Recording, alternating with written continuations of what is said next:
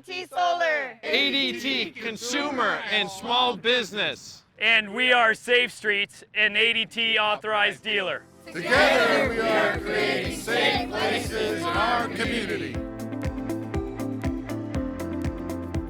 You know, at ADT, we believe that everybody deserves to feel safe. So today we're going to be sprucing up 2 public places, one a community garden, the other a public park. And we're also very proud to present a check for $30,000 to Rebuilding Together. I'm sure you guys will be doing a little bit of everything, raking up, picking up. You know, it's things that help us as a city to not have to put money into something like this. It allows the city to do other things to make a difference in people's lives, and you guys are making that happen. And I want to thank ADT for being a big part of that.